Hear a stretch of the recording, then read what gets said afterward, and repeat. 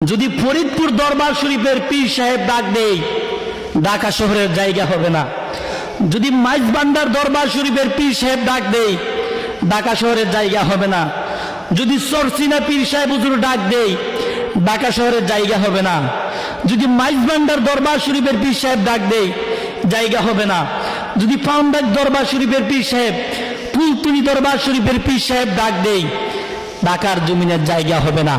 আজকে বামপন্থীরা তারা বুঝতেছে যে বাংলাদেশে মনে হয় সুন্নি জনতা নাই। আরে বাংলাদেশে 65% সুন্নি মুসলমান।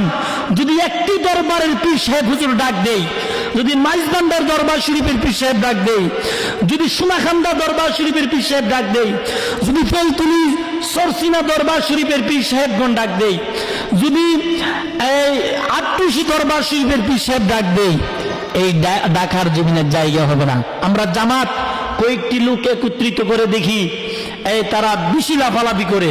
যদি সুন্নি জনতা সুন্নিয়তের যদি একটি দরবার শরীফের পীর সাহেব যদি ঢাকার জমিনের ডাক দেয় যে সকল ভক্ত মুরিদগণ ঢাকাতে আসতে হবে, এই ঢাকার জমিনে সোহরাওয়ার্দী উদ্যানে জায়গা হবে না।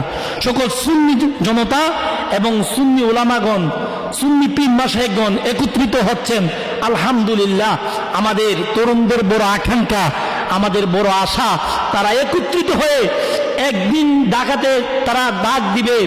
এই ডাকে পুরা ঢাকা শহর ইনশাল্লাহ ব্লক হয়ে যাবে। সারা বিশ্বের মানুষ দেখতে পারবে যে বাংলাদেশে 65% সুন্নি মুসলমান এবং এই দেশে নেতৃত্ব দিবে আহলে সুন্নাত ওয়াল জামাতের পীর মাশায়েখগণ, আলেম উলামাগণ ইনশাআল্লাহ।